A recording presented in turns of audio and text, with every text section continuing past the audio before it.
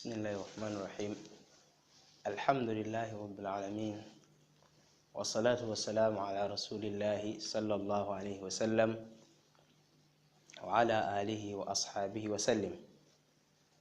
وزو كد بانجي ملما غفي ogwa hadithu bilade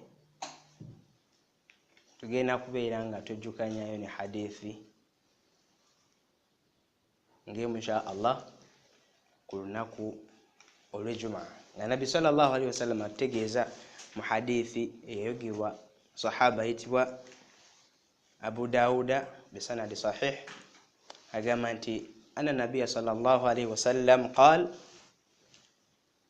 timazima Nabi Muhammad sallallahu alaihi wasallam yagamba ti yaumul Jumaa olunaku olw'Ijumaa 12 lulimu 12 saa esaawa.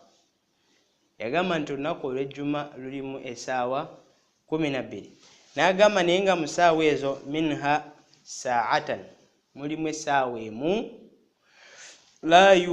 la yujadu abdun titemusobola kubanga esanze omwana Adamu yenna muslim nga musiramu yas'alu Allahu fiha nabeera nga asaba Allah ensonga yonna mu saawa eyo shay'an kintu kyonna illa okujjaku Allah subhanahu wa ta'ala ataahu Allahu iyahu ng'ekintu ekyo omwana Adamu kyabeera nga asabe Allah mu saawa eyo Allah subhanahu wa ta'ala abeera nga akimuwa. Tozi baddu ba Allah babitiibwa olunaku olwaleero lwa Juma tubeere nga tuyitiriza okubanga tusabiramu.